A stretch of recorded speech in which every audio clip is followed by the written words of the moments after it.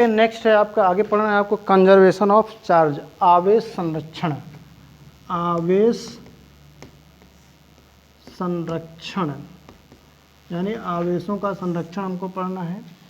तो conservation of charge में क्या है कि charge can neither be created, means charge को कोई उत्पन्न नहीं कर सकता है, यानी चार्ज उत्पन्न नहीं किया जा सकता। नॉर बी डिस्ट्रॉयड, यानी चार्ज को डिस्ट्रॉय भी नहीं कर सकते हैं, चार्ज को हम नष्ट भी नहीं कर सकते हैं। बट ओनली बी ट्रांसफर्ड, हम चार्ज को केवल एक ऑब्जेक्ट से दूसरे ऑब्जेक्ट पर ट्रांसफ़र कर सकते हैं। यानी आवेश को ना तो उत्पन्न किया जा सकता है और न ही नष्ट किया जा सकता है, आवेश को केवल स्थानांतरित किया जा सकता है। इसी को ऐसे भी लिखा जा सकता है, टोटल चार्ज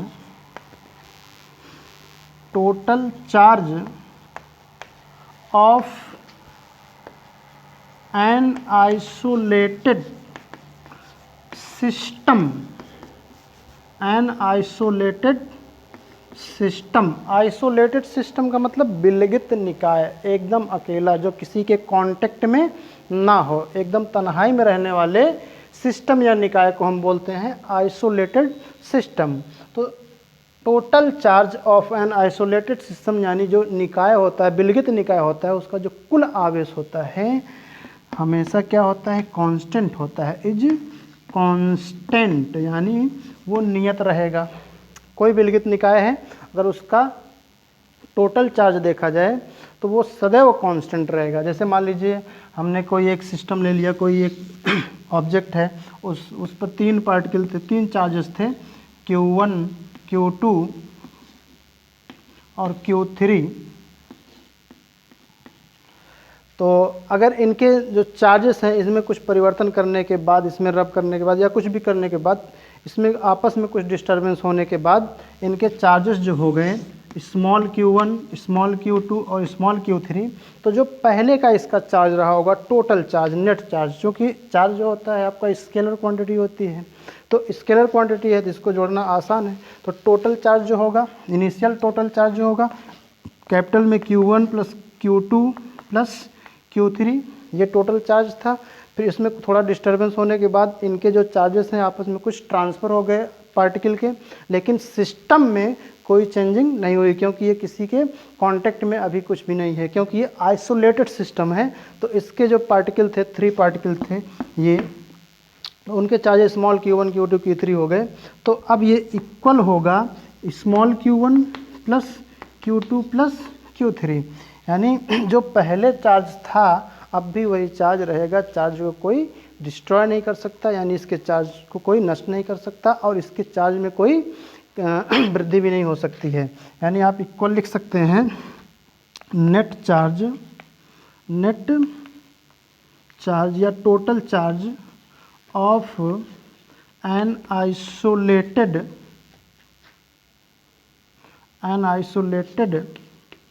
सिस्टम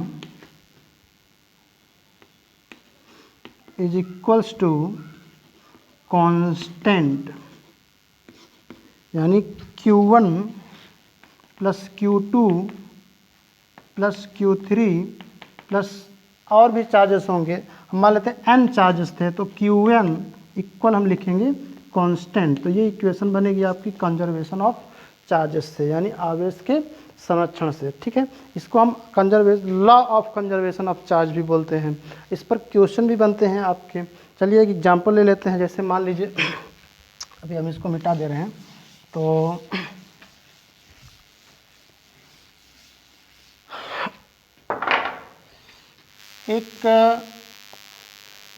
ये एक थैला है जिसमें हम 3 बॉल रख दिए हैं और इन पर कुछ अलग अलग चार्जेस थे। तो अब चूँकि ये इस थैले को हम ऐसे बंद कर दिए, यानी किसी दूसरे ये ऑब्जेक्ट के कांटेक्ट में नहीं है, यानी ये जो पूरा आपका बॉक्स बना हुआ है, जो पूरा थैला है, ये एक आइसोलेटेड सिस्टम है, ये एक विलगित निकाय है जो कि 3 कणों से बना हुआ है। अगर हम मान लें इस पर +3 चार्जेस, +5 और इस पर -2, कुछ इस तरह के इस पर चार्ज था। ठीक है, ये एक बॉक्स टाइप का है, इसमें 3 पार्टिकल हैं, 3 बॉल हैं। पहली वाली बॉल पर 3 कूलाम का और +3 कूलाम का, दूसरी वाले +5 कूलाम का और तीसरी वाली पर -2 कूलाम का चार्ज है। ठीक है, तो फिर इसमें किया क्या गया फिर इस बॉक्स को थोड़ा हिला डुला करके आपस में इनमें कुछ डिस्टरबेंस करके बॉक्स को फिर से रख दिया गया। तो इस हिलाने डुलाने से हुआ क्या, थोड़ा डिस्टरबेंस हुआ, तो ये जो बॉल्स हैं इसके अंदर ये आपस में लड़ी भिड़ी होंगी, एक दूसरे को रब की होंगी, तो इसमें जो है चार्जेस जो हैं इन बॉक्स मतलब बॉल के अंदर मतलब डिस्टरबेंस करने के बाद पता चला इस पर है चार्जेस 1 कूलाम, इस पर चार्जेस है +2 कूलाम। तो पूछ लिया कि बताइए थर्ड वाली जो बॉल है, जो थर्ड वाली बॉल है उस पर कितना चार्ज बचा। ओके, तो कुछ इस तरह का क्वेश्चन है। तो इसमें कहा है कि पहले ये 3 बॉल्स थे, इन पर ये चार्जेस थे, यानी Q1 की वैल्यू 3 कूलाम है प्लस में, और Q2 की वैल्यू +5 कूलाम है, और Q3 की वैल्यू -2 कूलाम है। फिर उनमें थोड़ा हलचल उत्पन्न की गई, डिब्बे को हिलाया डुलाया गया, हिलाया डुलाने के बाद ये जो आपस में बॉल्स रब की होंगी उसकी वजह से अब चार्जेस पहली वाली बॉल पर +1 कूलाम, दूसरी वाली बॉल पर +2 कूलाम। तो पूछ लिया कि तीसरी वाली बॉल पर कितना चार्जेस होगा। तो हम यहाँ लगाएंगे conservation of charges. Conservation of charges में क्या कह रहा है कि जो पहले चार्ज रहा होगा, टोटल चार्ज, जो नेट चार्ज पहले रहा होगा इस सिस्टम का, अब भी वही होगा। तो पहले इसका कितना चार्ज है, +3 कूलाम +5 और -2, कितना है -2। तीनों बॉल के जो चार्जेस हैं उनको हमने ऐड कर लिया, इक्वल हम कर देंगे। ठीक है, अब डिस्टरबेंस के बाद इस डिब्बे को हिलाने डुलाने के बाद जो चार्ज है पहली वाली बॉल का कितना है +1 कूलाम, दूसरी वाली बॉल का कितना बोला है +2 कूलाम, और तीसरी वाली बॉल का हमसे पूछ लिया, हमको मालूम नहीं यही तो हमको बताने है कि इस तीसरे वाले बॉल पर कितना चार्ज होगा। तो चलिए उसको हम मान लें Q। तो इस Q की वैल्यू अगर हम कैलकुलेट कर लें इस इक्वेशन से तो हमको मालूम पड़ जाएगा कि इस तीसरी वाली बॉल पर कितना चार्ज है। ठीक है, तो देखिएगा 3 और 5 और 3 ये कितना हो गया 8 -2, और इक्वल इधर कितना हो गया 3 + Q। तो ये 8 में 2 आपका माइनस हो गया, तो इधर बचा 6 और उधर कितना बचा 3 + Q। तो Q की वैल्यू यहाँ से क्या आएगी 6 - 3 इक्वल आ जाएगा आपका 3 कूलाम। कितना हो जाएगा 3 कूलाम। तो प्लस में आया, यानी ये जो थर्ड वाली बॉल है उस पर कितना चार्ज हुआ होगा +3 कूलाम का। आप चेक भी कर सकते हैं, पहले टोटल चार्ज कितना था 3 और 5 3 8 और 2 माइनस हो गया, इधर का टोटल 6 कूलाम चार्ज था। अब चेक कर लीजिए 3 2 5 और 1 ये 6, यानी अब भी इस सिस्टम पर, इस आइसोलेटेड सिस्टम पर टोटल चार्ज कितना है 6 कूलाम ही है। तो यही तो बता रहा है कंजर्वेशन ऑफ चार्ज, आवेश संरक्षण का जो नियम है वो यही बता रहा है कि जो कोई आइसोलेटेड, अगर कोई आइसोलेटेड सिस्टम है विलगित निकाय है तो पहले उसका जो चार्ज रहा होगा टोटल, अब भी उसका टोटल चार्ज उतना ही रहेगा।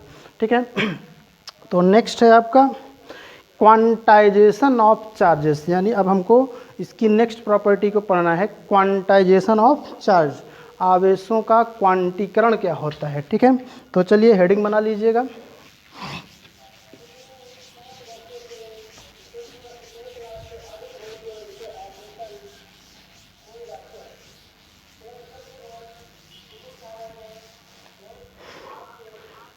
ठीक है, देखिए हेडिंग बनाइए क्वांटाइजेशन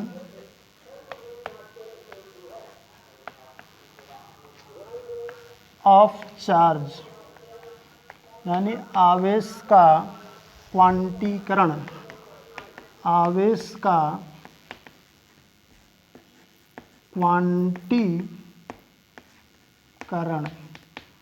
क्वांटीकरण का मतलब क्या होता है, हम चार्ज का क्वांटीकरण यानी आवेश का क्वांटीकरण क्या होता है उसको तो समझ लेंगे। क्वांटाइजेशन यानी क्वांटीकरण का मतलब क्या होता है, तो क्वांटाइजेशन का मतलब होता है कि कोई भी वस्तु या कोई भी चीज़ आपको एक फिक्स्ड अमाउंट में अवेलेबल हो, उपलब्ध हो। Quantization means anything available in a fix amount. जैसे मान लीजिए हमको घर में काम लगा हुआ है, कुछ मजदूर चाहिए, लेबर चाहिए वर्क काम करवाने के लिए, तो हम बोलेंगे कितने, हमको बोलेंगे 4 लेबर, 5 लेबर या 2 लेबर, 10 लेबर दे दीजिए। ऐसा तो नहीं कहेंगे हमको 2.5 लेबर दे दीजिए, क्योंकि 2.5 लेबर देना पॉसिबल नहीं है। तो जहाँ कहीं कोई अमाउंट, मतलब कोई भी वैल्यू आपको एक फिक्स्ड अमाउंट में देनी पड़े, तो उसी को बोलते हैं क्वांटाइजेशन, यानी क्वांटीकरण। क्वांटीकरण का मतलब होता है कि कोई फिक्स अमाउंट में आपको देना है कोई वैल्यू। तो चार्ज को भी अगर हम ट्रांसफ़र कर रहे हैं तो चार्ज भी हमेशा ट्रांसफ़र होगा, तो वो एक फिक्स्ड अमाउंट में ट्रांसफ़र होगा। और चार्ज में क्या होगा, चार्ज जो फंडामेंटल चार्ज है आपका, इलेक्ट्रॉन का चार्ज जो है 1.6 इंटू 10⁻⁻⁻1 कूलम, ये 1.6 इंटू 10⁻⁻19 कूलम जो है, ये आपका इलेक्ट्रॉन का चार्ज है। इसको हम फंडामेंटल चार्ज भी बोलते हैं। तो जो चार्ज होता है, यानी एक चार्ज जो आप ट्रांसफ़र करेंगे वो हमेशा एग्जिस्ट करेगा। हम यहाँ लिख सकते हैं charge always transfer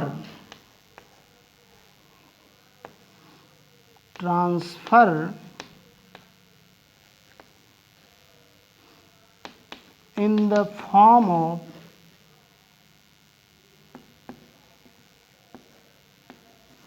integral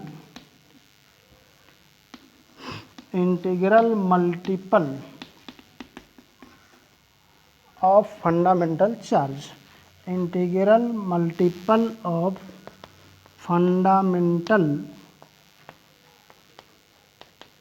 charge, यानी आवेश को हम सदैव मूल आवेश, यानी जो इलेक्ट्रॉन का आवेश है, उसके एक इंटीग्रल मल्टीपल में, यानी इंटीग्रल का मतलब होता है पूर्णांक के पूर्ण गुणज में कर सकते हैं। तो यहाँ से जो फार्मूला बनेगा, यानी वो जो चार्ज का फार्मूला बनेगा Q equal N into E, N into V. Q equal क्या बनेगा, N इंटू वी, जहाँ ये जो N है आपका, ये फंडामेंटल चार्ज है। ये क्या है, फंडामेंटल चार्ज, ये फंडामेंटल चार्ज है। और N है इंटीजर, एक इंटीजर है, यानी एक पूर्णांक है। आप पूर्णांक लिख सकते हैं, ये क्या है, एक पूर्णांक है, इंटीजर है, हाँ, एक इंटीजर है। ओके। और Q क्या है, चार्ज है, किसी बॉडी को, मतलब किसी भी ऑब्जेक्ट को दिया गया चार्ज। तो किसी ऑब्जेक्ट को जो आप चार्ज ट्रांसफ़र करते, दिया गया चार्ज मतलब ट्रांसफ़र किया गया चार्ज, किसी को ट्रांसफ़र, हम चार्ज को ट्रांसफ़र ही कर सकते हैं, क्योंकि इसके पहले अभी हम पढ़े चार्ज कंजर्व होता है, उसे डिस्ट्रॉय नहीं किया जा सकता और उसे क्रिएट भी नहीं किया जा सकता, यानी चार्ज को केवल और केवल ट्रांसफ़र किया जा सकता है। तो ये जो फार्मूला लिखा गया है चार्ज का, ये ट्रांसफ़र हुए इलेक्ट्रॉन के, मतलब चार्ज ट्रांसफ़र हुए, यानी स्थानांतरित हुए आवेश की मात्रा के लिए है।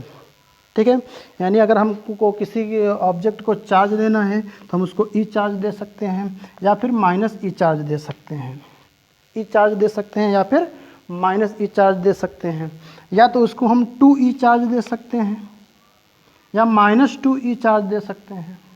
लेकिन हम 2.5 ई चार्ज देना पॉसिबल नहीं है। 2.5 ई चार्ज देने का मतलब 2.5 इलेक्ट्रॉन ट्रांसफ़र किए गए हैं, मतलब एक इलेक्ट्रॉन को काट करके ट्रांसफ़र किया गया है। ऐसा तो पॉसिबल है नहीं, क्योंकि इलेक्ट्रॉन जो है वो एक फंडामेंटल पार्टिकल है।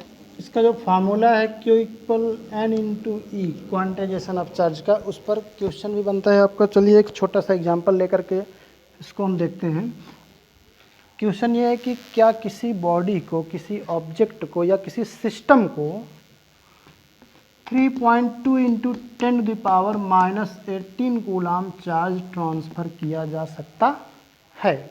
हमें चेक करना क्या है कि क्या कोई ऑब्जेक्ट है, कोई भी किसी भी तरह का ऑब्जेक्ट है, इसको हम, इस पर हम चार्ज ट्रांसफ़र कर रहे हैं, और क्या इतना चार्ज इस पर ट्रांसफ़र किया जा सकता है या नहीं। तो वो पता करने के लिए हम क्वांटाइजेशन ऑफ चार्जेस का यूज़ करेंगे। तो Q की वैल्यू दी गई है आपको 3.2 इंटू 10⁻18 कूलम। चलिए, फंडामेंटल चार्ज जो होता है वो 1.6 इंटू 10⁻⁻19 कूलम होता है। तो हम कैलकुलेट करेंगे वैल्यू किसकी, n की। अगर n की वैल्यू एक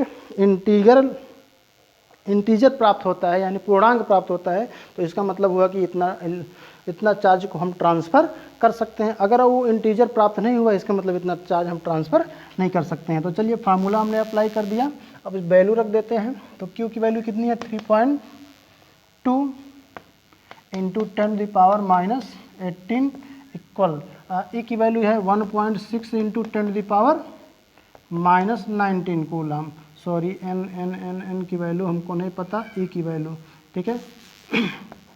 n into 1.6 into 10⁻⁻19 coulomb. n की वैल्यू n की वैल्यू हमको कैलकुलेट करनी है, E की वैल्यू हम रख दिए यहाँ पर। तो यहाँ से n की जो वैल्यू आएगी 3.2 इंटू 10⁻⁻18 अपॉन, इसको हम मल्टीप्लाई हुआ है इधर इस साइड में आएगा तो ये डिवाइड हो जाएगा, तो 1.6 इंटू 10⁻⁻19 हो जाएगा। अब इसको थोड़ा हम सिंप्लीफाई कर लेते हैं, तो ये हो जाएगा 32/16 इंटू 10⁻190, ऊपर जाएगा प्लस में होगा, उसमें घट जाएगा, ठीक। तो ये कितनी 16 दूना 32, तो ये हो गया 2 इंटू 10, तो आ गया ये 20 इलेक्ट्रॉन, यानी 20 इलेक्ट्रॉन ट्रांसफ़र किए गए थे। ऐसा ये वैल्यू प्राप्त हो रही है हमको। क्या 20 इलेक्ट्रॉन देना पॉसिबल है? यस, 20 एक इंटीजर है, पूर्णांक है। अगर यही आ जाता 20.2 यानी 20.2 का मतलब क्या, या 20.5 आ जाता है, इसका मतलब क्या 20.5 इलेक्ट्रॉन ऐसा देना तो पॉसिबल नहीं था, क्योंकि ये इंटीजर नहीं है, डेसिमल नंबर हो गया है। यानी अगर n की वैल्यू एक इंटीजर नंबर्स प्राप्त होती है आपको, तो हाँ निश्चित रूप से उतना चार्ज ट्रांसफ़र करना पॉसिबल होगा। इसका जो फार्मूला है Q equal n into E, quantization of charge का, उस पर क्वेश्चन भी बनता है आपका। चलिए एक छोटा सा एग्जांपल लेकर के इसको हम देखते हैं। क्वेश्चन ये है कि क्या किसी बॉडी को, किसी ऑब्जेक्ट को या किसी सिस्टम को 3.2 इंटू 10⁻⁻18 कूलम चार्ज ट्रांसफ़र किया जा सकता है। हमें चेक करना क्या है कि क्या कोई ऑब्जेक्ट है, कोई भी किसी भी तरह का ऑब्जेक्ट है, इस पर हम चार्ज ट्रांसफ़र कर रहे हैं, और क्या इतना चार्ज इस पर ट्रांसफ़र किया जा सकता है या नहीं। तो वो पता करने के लिए हम क्वांटाइजेशन ऑफ चार्जेस का यूज़ करेंगे। तो Q की वैल्यू दी गई है आपको 3.2 इंटू 10⁻18 कूलम। चलिए फंडामेंटल चार्ज जो होता है वो 1.6 इंटू 10⁻⁻19 कूलम होता है। तो हम कैलकुलेट करेंगे वैल्यू किसकी, n की। अगर n की वैल्यू एक इंटीजर प्राप्त होता है, यानी पूर्णांक प्राप्त होता है, तो इसका मतलब हुआ कि इतना चार्ज को हम ट्रांसफ़र कर सकते हैं। अगर वो इंटीजर प्राप्त नहीं हुआ इसका मतलब इतना चार्ज हम ट्रांसफ़र नहीं कर सकते हैं। तो चलिए फार्मूला हमने अप्लाई कर दिया, अब इस वैल्यू रख देते हैं। तो Q की वैल्यू कितनी है 3.2 इंटू 10⁻⁻18 इक्वल, E की वैल्यू है 1.6 इंटू 10⁻⁻19 कूलम। सॉरी n की वैल्यू हमको नहीं पता, E की वैल्यू, ठीक है। n into 1.6 into 10⁻⁻19 coulomb.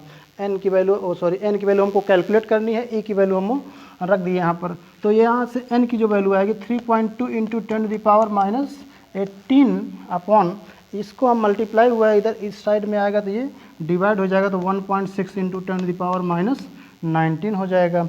अब इसको थोड़ा हम सिंप्लीफाई कर लेते हैं, तो ये हो जाएगा 32/16 इंटू 10⁻190, ऊपर जाएगा प्लस में होगा, उसमें घट जाएगा, ठीक। तो ये कितनी 16 दूना 32, तो ये हो गया 2 इंटू 10, तो आ गया ये 20 इलेक्ट्रॉन, यानी 20 इलेक्ट्रॉन ट्रांसफ़र किए गए थे। ऐसा ये वैल्यू प्राप्त हो रही है हमको। क्या 20 इलेक्ट्रॉन देना पॉसिबल है? यस, 20 एक इंटीजर है, पूर्णांक है। अगर यही आ जाता 20.2 यानी 20.2 का मतलब क्या, या 20.5 आ जाता है, इसका मतलब क्या 20.5 इलेक्ट्रॉन ऐसा देना तो पॉसिबल नहीं था, क्योंकि ये इंटीजर नहीं है, डेसिमल नंबर हो गया है। यानी अगर n की वैल्यू एक इंटीजर नंबर्स प्राप्त होती है आपको, तो हाँ निश्चित रूप से उतना चार्ज ट्रांसफ़र करना पॉसिबल होगा।